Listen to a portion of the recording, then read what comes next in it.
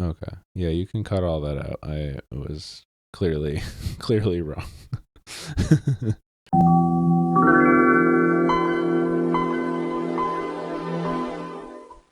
Welcome to Tech Tales. I'm Corbin Davenport, Hello, I'm Joe Fedewa. and today we are talking about WannaCry, which was a big ransomware malware attack in 2017. Do you remember anything about this, Joe? No, really barely. Like I think your listeners know we don't know anything about this until you tell us, and you just told me like 5 seconds ago, and I really was scratching my brain, like not even having any recollection of that word at all, and then a little something came to me. So this is going to be Okay. very educational. Before we talk about WannaCry, I need to talk about something called EternalBlue. Is this also one word, no spaces? Yes. Okay, good. So on April 14th, 2017, a hacking group called Shadow Brokers leaked a security exploit for Windows, Microsoft Windows, and it was called EternalBlue. EternalBlue allows remote attackers to execute code on a target system by sending specially crafted messages through the server message block protocol, which is better known as SMB. So, if you don't know what SMB is, it's the thing that like every network drive uses. So if you've ever had like network attached storage or like your file sharing over a network with some Windows PCs, Yeah. that's SMB. And SMB started off as just a Windows thing, but over time, it was implemented on like Linux and Mac and a bunch of other systems. So it's kind of just the general file sharing protocol at this point. EternalBlue only works over the original SMB 1.0 protocol, and that was deprecated in 2014, so a while before 2017. But it was still enabled on most PCs because a lot of older stuff only used SMB 1.0. So, even if you get a new PC and you upgrade it to the latest Windows, you might still have a network drive that's like 5 years old and wasn't like ahead of the times when it came out, and it might be using SMB1, or more commonly in like a company network, you probably have some really old printers or network drives or somewhere that you don't really want to upgrade unless you have to, and those might be on SMB1. I mean, that's the Windows way, right? You get a new update, but it still has stuff from like 10 years ago that has to work. Yeah, or 20 years ago in this case, because I think SMB was like from the 90s. I don't remember when the first version was, but it's very old. Now, the fun part is that EternalBlue was actually created by the NSA as a stockpiled vulnerability, so they could use for like surveillance and counterterrorism. But at some point, the NSA itself was hacked, and that's how someone got the EternalBlue code. So this is the real lab leak. Exactly 1 month before this leak, Microsoft released a patch for EternalBlue, and that was on March 14th, 2017, suggesting Microsoft was tipped off about the NSA breach. Maybe the NSA told them, I don't really know. Just like calling them up, be like, hey, you'll never believe what someone just stole. Yeah. I mean, I feel like that would be the responsible thing to do, but that definitely doesn't mean it happened. Yeah. Microsoft released the fix for all Windows operating systems that were supported at the time. So that was Windows Vista, Windows 7, Windows 8.1, Windows 10, Windows Server 2008, Server 2012, and Server 2016. And then a month later, after that patch came out and after it became public, the leak became public, Microsoft took it a step further and also made a patch for Windows XP, Windows 8, and Windows Server 2003, which at this point were all like fully discontinued. They weren't updating them. So that's when you know it's bad. When Microsoft's like, all right, we stopped updating this, but ooh, this one's bad. This one's real bad. We got to go back now. Yeah. Now, even though a fix for EternalBlue was available, the fix still had to be installed on the PCs to work. And many of these vulnerable PCs didn't automatically install updates or they were delayed. Especially like all of those Windows XP systems. Not good. So now I need to take a little bit of a detour, and we're going to talk about this guy named Marcus Hutchins. Hey, Marcus. Hi, Marcus. Wired published a great article called The Confessions of Marcus Hutchins, the Hacker Who Saved the Internet. That'll be one of the first source links in the show notes. So he grew up in England and started experimenting with computers and programming from a young age. He eventually stumbled upon a web forum dedicated to hacks for the then popular MSN messaging platform. And he started building his own exploits and sharing them on the forum. And when that forum shut down, he moved to another one called Hack Forums, where he started running botnets and hosting services for malware. At this point, he was approached by a person only known to him as Vinny, and Vinny hired Hutchins to develop rootkits that would be sold to hacking groups. And he eventually finished one called UPAS Kit, UPAS Kit. I just got to say, I'm glad that you spelled that for me because it's not what I heard.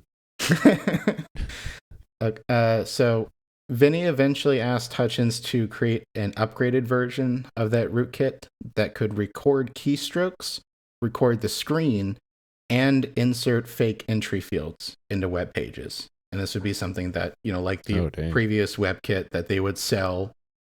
So I'll read this big quote from the Wired article. It says, "That last demand in particular gave Hutchins a deeply uneasy feeling," he says. Web injects, in Hutchins' mind, had a very clear purpose. They were designed for bank fraud. Most banks require a second factor of authentication when making a transfer. They often send a code via text message to a person's phone and ask them to enter it on a web page as a double check of their identity. Web injects allow hackers to defeat that security measure by sleight of hand. Until that point, Hutchins had allowed himself to imagine that his creations might be used simply to steal access to people's Facebook accounts or to build botnets that mine cryptocurrency on people's PCs. "I never knew definitively what was happening with my code," he says, "but now it was obvious. This would be used to steal money from people. This would be used to wipe out people's savings." He says he refused Vinny's demand. "I'm not fucking working on a banking Trojan," he remembers writing. Vinny insisted. And he added a reminder in what Hutchins understood as equal parts joke and threat that he knew Hutchins' identity and address. If their business relationship ended, perhaps he would share that information with the FBI. Quote. Hutchins eventually agreed to develop the rootkit, and he finished it after 9 months. At which point, Vinny revealed that he paid another developer to create the web inject code. So the part he wouldn't do, Vinny found someone else to do that part. Mm-hmm. And Hutchins said that he was angry at him and himself, but like most of the work was already done, and he would only get paid based on commissions of the sales of the finished malware. So from his perspective, he was in too deep at this point. Yeah. Hutchins agreed to integrate the web inject and finish that rootkit while struggling with a severe drug addiction. And that rootkit was later named Kronos, which is a giant in Greek mythology. Hutchins eventually quit drugs cold turkey and stopped communicating with Vinny. And then he went back to what he was doing before, getting into writing malware, which was doing security analysis on his blog called MalwareTech. MalwareTech ends up being like his online name. So if you've never heard of his name, you might have heard of that. Hutchins later agreed to work for a cybersecurity firm called Cryptos Logic, mainly with breaking into botnets with what he learned from hacking, which allowed Cryptos to create a service that alerted people about their IP address being used in botnets. So he's effectively taking what he learned and using it for a good reason. That's cool. All right, so now we're back to WannaCry. So the WannaCry attack started on May 12th of 2017. Now, how this worked is that WannaCry used the EternalBlue exploit to install itself on unpatched Windows systems. or I think in some cases it was installed through phishing emails. I'm not really sure. And once it was running, it searched for and encrypted files on the computer.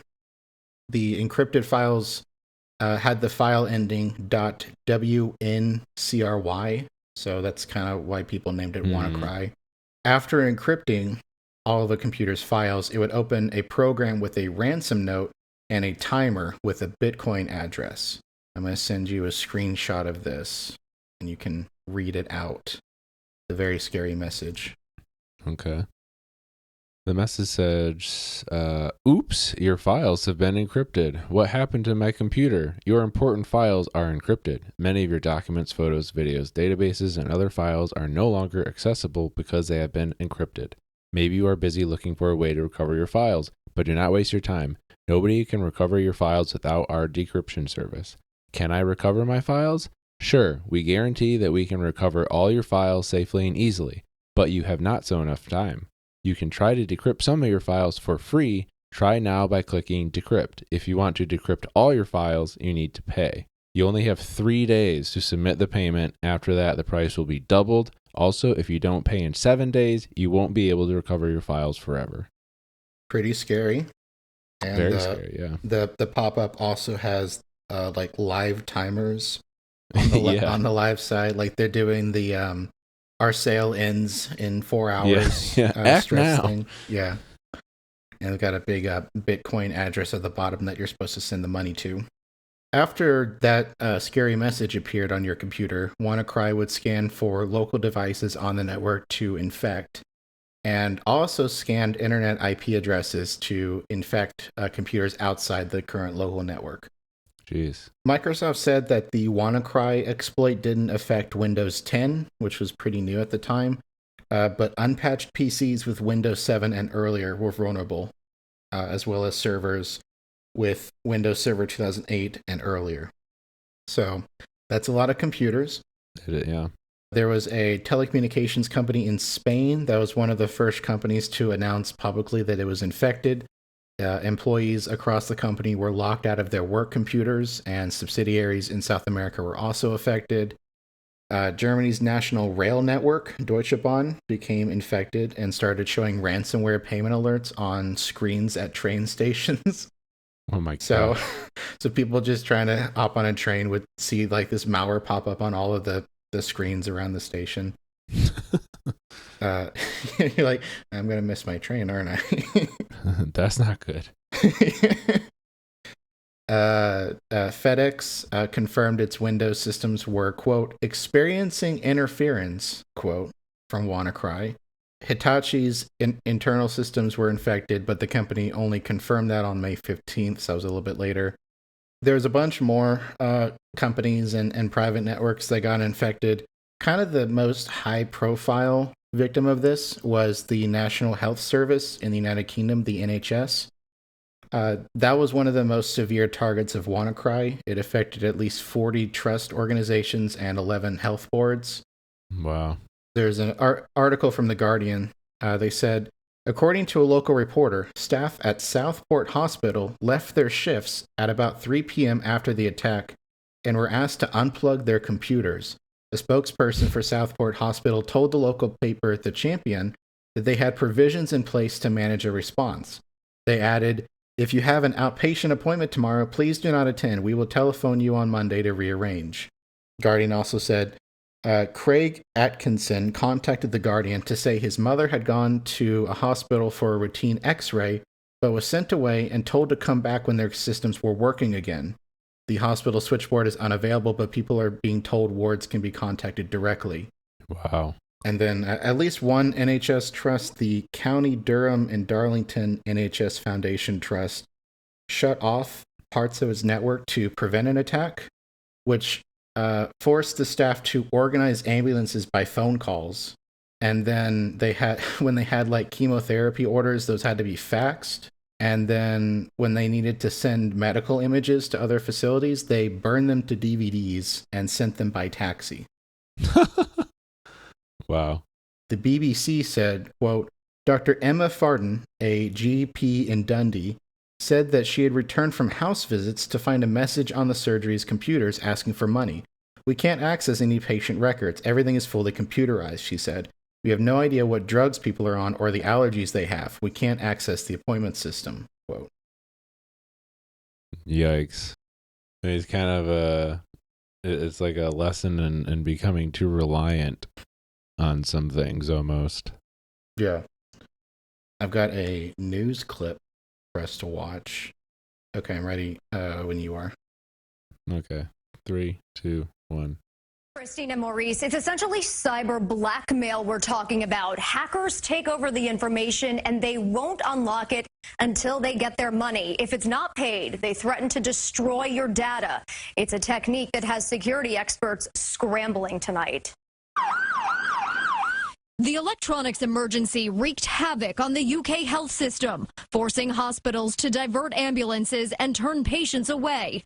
By the time the hackers finished their massive hijacking, 16 hospital computer systems across Britain were compromised, and this heart patient's surgery was put on hold. I was supposed to have a stent put in over the weekend, but they can't do it now because of all this computer hacking. The attack involves a malicious software known as ransomware that infects a computer by turning data into gibberish. The information isn't unlocked until an actual ransom is paid. This was not targeted at the NHS. It's an international attack, and a number of countries and organisations have been affected. Computer problems were reported in nearly 100 countries, including Spain, Japan, Turkey, and the Philippines. In the U.S., FedEx was affected. The hardest hit was Russia. Essentially, the entire internet has come under assault. Alex Hyde of Security Scorecard in Manhattan says people who should be most concerned are those using outdated Windows technology, saying no one is immune to a ransomware attack. Everyone's data is sitting on some company's computer somewhere, and then that company is sharing it with someone who's sharing it with someone. It's just the way business is done. It only takes one of those companies within that ecosystem to have a weak link and be infected, and now that data is out the door. And yes, there are things you can be doing right now to help protect your own computer from this kind of attack. Update the software on your computer system. Back up your data on your computers, both at work and at home. Don't open any emails that you're not expecting, and never click on a link or a file that is unfamiliar. Maurice? Don't open those unexpected emails, Corbin. Don't do it. I know it's Every fun. email you get should be totally expected, knew it was coming. That's how it works. So, thankfully, no deaths directly related to WannaCry were ever reported. So that's good. Yeah, I was wondering about that. I know there have been some other malware attacks that did have direct links to people dying. This wasn't one of them. It just, delayed important procedures for a lot of people. But apparently no deaths. That's good. I'm sure there were a lot of, hospitals notoriously are filled with older folks, and being told that they can't do something because of the computer system being down. I'm sure they just loved it. Maybe a couple of them felt validated at least. They're like, yeah, this yeah, this I dumb told technology. I told you not to trust this. Yeah. So Microsoft quickly released an update for Windows Defender on May 12th to detect and remove WannaCry if it was already installed. But if it had already run and encrypted the files, then there wasn't anything that patch could do. When the attack started, Marcus Hutchins was on a week-long work break, and he noticed what was happening around 2:30 p.m. local time, saying on Twitter, quote, "I picked a hell of a fucking week to take off work." A friend sent him a copy of WannaCry's code, and he started investigating it on a virtualized computer on his bedroom server. Hutchins noticed that before encrypting files, WannaCry sent a query to a website that was a string of random letters and numbers. And it was like I, U, Q, E, R, F, S. It looks like someone was mashing the keyboard. Now, malware usually did something like this to communicate with a command and control server. So the malware's creator could give an infected computer instructions like, if a computer gets tied into a botnet, then at some point they can remotely tell the computer to send requests at this device. And that's how you can do like a DDoS attack. But surprisingly, the website that WannaCry linked to did not exist. So Hutchins bought the domain on Namecheap for $10.69, hoping to steal control of some part of WannaCry's network of infected computers, or at least monitor the spread. Hutchins buying the domain immediately stopped WanaCry from working. Because WanaCry was designed to shut down if it ever received a response from that domain. So that was like they built that in as the kill switch? So no one is really sure why it was like this. One theory is that domain was in there for WannaCry to be able to detect if it was running inside a sandbox environment like the one Hutchins was using. So these sandbox environments would send like simulated responses to website requests like this. So if it's sending the simulated request, WannaCry knows like, oh, I'm being run in a simulator. I'm going to shut down right now so they can't actually figure out how I work. So that's one theory. Another theory is that the copy of WannaCry that spread wasn't finished, and that domain was either like a placeholder or it was going to be purchased later. So one of those, no one's really sure. And WannaCry continued to spread across networks, but with that kill switch in place, it never encrypted files and locked anyone out. Oh, interesting. So it was still, it would still run, but it just couldn't do anything?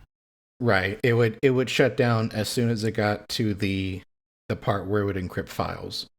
I don't know if it would still try to send itself to other devices on the network, but yeah, it stopped being an issue at that point. All right, I've got another long snippet from that Wired article. It said, quote, "Sure enough, as soon as Hutchins set up that domain on a cluster of servers hosted by his employer, Cryptos Logic, it was bombarded with thousands of connections from every new computer that was being infected by WannaCry around the world. Hutchins could now see the enormous global scale of the attack firsthand, and as he tweeted about his work, he began to be flooded with the hundreds of emails from other researchers, journalists, and system administrators trying to learn more about the plague devouring the world's networks. With his sinkhole domain, Hutchins was now suddenly pulling in information about those infections that no one else on the planet possessed. For the next 4 hours, he responded to those emails and worked frantically to debug a map he was building to track the new infections popping up globally, just as he had done with so many other botnets. At 6:30 p.m., around 3.5 hours after Hutchins had registered the domain, his hacker friend Caffeine sent him a tweet posted by another security researcher, Darian Huss. The tweet put forward a simple, terse statement that shocked Hutchins. Execution fails, now the domain has been sinkholed. In other words, since Hutchins' domain had first appeared online, WannaCry's new infections continued to spread, but they hadn't actually done any new damage. The worm seemed to be neutralized. Quote. So how much time, remind me again, passed between it like first starting and it like being killed with the domain? It was like early morning, very early morning, like UK Europe time. And then Hutchins was in the UK, and he noticed it around 2 o'clock his time, and stopped it. Okay, so we're talking afterwards. in the span of like less than 24 hours. This all went down. Yeah, definitely all within the span of one day. Okay. Now the issue was that the web server needed for the domain had to stay online for the kill switch to continue working, and that was difficult. The server received nearly 1 million connections over the next 2 days. Because, like, every computer that has been infected by this is trying to check that website. Jeez. Hutchins also noticed that one of the botnets he and Cryptos had been monitoring was attempting a DDoS attack on the server. So there was, like, all of the traffic from the infected computers, plus it was getting DDoSed. Crypto set up the domain to spread traffic across a collection of servers hosted by Amazon and the French company OVH. What happened later is that police in France physically seized one of the two OVH servers because they thought that server was being controlled by WannaCry's creator. Oh. So, yeah, made a little oopsie there. Britain's National Cybersecurity Center eventually worked with Cryptos to negotiate unlimited server capacity, And a little bit later, Cloudflare offered its DDoS protection infrastructure. And those two things ended the concern that a botnet could fully take down the kill switch. So Nice. now, in a blog post published on May 14th, 2017, Microsoft called out the US and other governments for stockpiling vulnerabilities like this. They said, quote, "This attack demonstrates the degree to which cybersecurity has become a shared responsibility between tech companies and customers. The fact that so many computers remain vulnerable 2 months after the release of a patch illustrates this aspect. As cyber criminals become more advanced, there's simply no way for customers to protect themselves against threats unless they update their systems. Otherwise, they're literally fighting the problems of the present with tools from the past. This attack is a powerful reminder that information technology basics like keeping computers current and patched are a responsibility for everyone, and it's something every top executive should support. Finally, this attack provides yet another example of why the stockpiling of vulnerabilities by governments is such a problem. This is an emerging pattern in 2017. We have seen vulnerabilities stored by the CIA show up on WikiLeaks, and now this vulnerability stolen from the NSA has affected customers around the world. Repeatedly, exploits in the hands of governments have leaked into the public domain and caused widespread damage. An equivalent scenario with conventional weapons would be the US military having some of its Tomahawk missiles stolen. And this most recent attack represents a completely unintended but disconcerting link between the two most serious forms of cybersecurity threats in the world today: nation-state action and organized criminal action. The governments of the world should treat this attack as a wake-up call. They need to take a different approach and adhere in cyberspace to the same rules applied to weapons in the physical world. We need governments to consider the damage to civilians that comes from hoarding these vulnerabilities and the use of these exploits." End quote. Dang, those are some strong words. Yeah, I've read a lot of Microsoft blog posts. I don't remember very many that are like telling off the United States government. I know. And that was just like blog post? Yeah. Yeah, it was on like one of their Jeez. like security blogs. So later, the United States, other countries, and some cybersecurity firms alleged that North Korea was behind the WannaCry attacks. North Korea publicly denied it. And then on August 3rd, 2017, 3 months after stopping WannaCry, Marcus Hutchins was arrested by the FBI over his involvement in creating the Kronos banking malware. So prosecutors offered him a deal for them to recommend no prison time if he revealed everything he knew about other criminal hackers and malware authors from the time he was making malware. But Hutchins said he didn't take it because he didn't know who Vinny was, and the judge assigned to his case had a history of not following the recommended sentences from prosecutors. And then in April 2019, nearly 2 years later, Hutchins accepted a prosecution deal for no sentencing, but would require him to plead guilty to 2 of the 10 charges and face as much as 10 years in prison and a $500,000 fine. In a short blog post and Twitter post, Hutchins said, quote, "As you may be aware, I've pleaded guilty to 2 charges relating to writing malware in the years prior to my career in security. I regret these actions and accept full responsibility for my mistakes. Having grown up, I've been using the same skills that I misused several years ago for constructive purposes. I will continue to devote my time to keeping people safe from malware attacks. There's a misconception that to be a security expert, you must dabble in the dark side. It's not true. You can learn everything you need to know legally. Stick to the good side." End quote.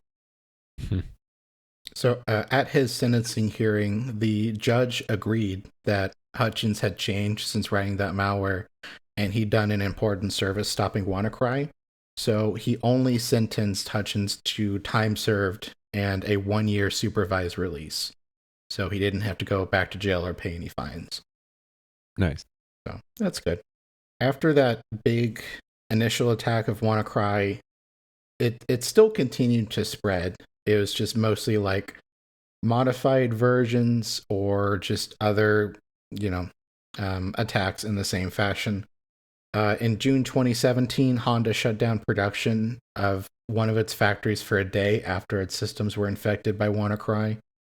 In March 2018, WannaCry infected a Boeing factory in South Carolina, Boeing said the attack was limited to a few computers in its commercial airplanes division and didn't significantly impact production.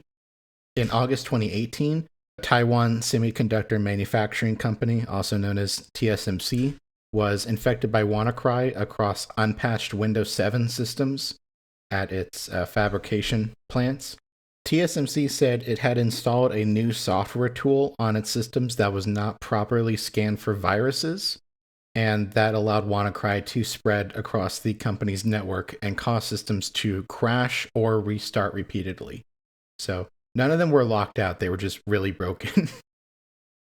And what's funny is that TSMC's fabrication systems were not connected to the internet.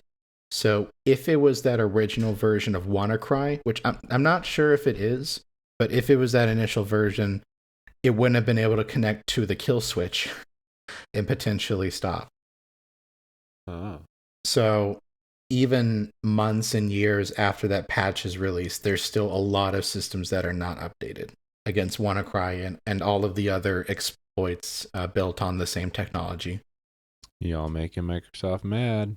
That's why you need to update to Windows 11 today. On September 6, 2018, the U.S. Department of Justice charged several individuals in North Korea's Lazarus Group for alleged involvement in the WanaCry malware, the Sony Pictures security breach in 2014, attempted hacking of Lockheed Martin in 2016, and a couple other attacks. So that's allegedly who was behind WanaCry. That's what the U.S. has alleged, is that it was this one state-sponsored hacking group in North Korea. So there have been many similar ransomware attacks since WannaCry, and industries like healthcare using outdated technology is still a problem. Like this keeps coming up, that a bunch of hospitals and manufacturing facilities are still running Windows XP, Windows 7, and they're like years behind security fixes if the security fixes are still being made, and then they get hacked repeatedly. This is still definitely an issue that has not been solved. No, and it's ridiculous. Anyone that ever goes to any healthcare facility or anything will always complain about the systems are always friggin' down, or the system's being slow today, and like it's just like it's always happening. Yeah, and I know kind of a really dumb reason that gets reinforced is a lot of specialized equipment ends up having software that only works on like specific very old operating systems. So like I know it's pretty common for hospitals to have like MRI scanners or something that like can only work when connected to a Windows XP PC, or like Windows 98 or something really old. Like whenever the machine came out, and whatever computer that is hooked up to has to like stay on whatever it's on for the lifetime of that system. Yeah, or they have to get like, because they would have to get someone very specific or a very specific company or whatever to, you know, come around and actually do all the updating, make new software. Yeah, and the home version of this is when you buy like a smart fridge and it's running Android 4.0 and it will never get an update, and then at some point your smart fridge becomes part of a botnet. Yeah. No one's ever going to make a new app for your smart fridge, sorry. And beyond that, there's also still ongoing debates about governments banning the payout of ransomware. So kind of the argument there is like, if the United States and other countries say like, you cannot pay out ransomware and you know, pay the hackers to get your files back, which did appear to work for WannaCry. Like I did find reports where people did pay the ransom and got their files back. But the logic with banning that is like, if you stop the hackers from using the ransom as income, that doesn't incentivize them to keep working on ransomware, and they have to find money and resources from something else. The flip side to that is some will argue that if there's an official ban on paying out ransomware, then it will still happen, but companies won't admit it. And then tracking it becomes more difficult. So this is still like a debate that's ongoing. I'm not a cybersecurity person, so I don't really have a strong opinion on that. I can see the issues with both sides. Maybe they should just force them to have to pay in Bitcoin, because I mean, how many people that got this pop-up were like had Bitcoin that they could even give anyone? Yeah, most of them had to go buy it, and that's also what allowed governments and cybersecurity people to sort of track the payments, because even though Bitcoin is sort of anonymous, its payments aren't. You can track where the money is going in the blockchain. But yeah, as far as I know, there aren't any like big governments that have fully banned paying out ransomware yet. It's still kind of a debate. I think a couple U.S. states have like rules about reporting ransomware, but I'm not sure if it fully bans them from paying out or not. But yeah, that's WannaCry. That was the WannaCry attack. Yeah, I mean, it really is one of those, like, this is like a movie, like when people make movies about viruses spreading on computers. It always is like this. The hospitals are down because they got infected. Yeah, and like the fact that it started and then immediately spread to a ton of systems everywhere and then was shut down within a few hours is crazy. Especially like it even took people a while to realize that it wasn't like a targeted attack, because it hit the NHS very hard, but seemingly more than like any American healthcare systems. I'm not really sure why, if they just had like far more outdated systems or something. Well, you said it didn't affect Windows 10, right? Yeah. And this was 2017. I don't remember what year Windows 10 came out. I think it was pretty fresh. Yeah, I think Windows 10 was 2015. I want to So say maybe they just more of the U.S. healthcare had moved to Windows 10 at that point. Yeah, I don't know, or they were on the patch came out. I think it was 2 months before WannaCry spread. So, in theory, if all of the IT people were like on the ball, systems should have been protected. But there's always like the computers that aren't connected to networks, and very rarely or other edge cases where it can still spread. Mm-hmm. Well, let me ask you, do you remember this when this is happening? Was this something that you were like tracking, was on your radar? Because I don't really remember it that much. I think I like vaguely remember news about it, but I didn't know anything about Marcus Hutchins or like how it was really stopped or the aftermath. Yeah. Something like this happens, I guess, like seemingly like once a month. So these all kind of blend together for me. Yeah. Do you have anything you'd like to plug before we get out of here? No, not really. You can follow me on Blue Sky. I'm at tallschmo.com. That's about it. Nice. And Tech Tales is also on Blue Sky at techtalesshow.com and on Mastodon at techtales@mas.to. The links for those are in the show notes. The sources are also in the show notes, along with links to support the show if you'd like to do that. And thank you for listening, and we'll be back in your podcast feed soon. Bye. Bye.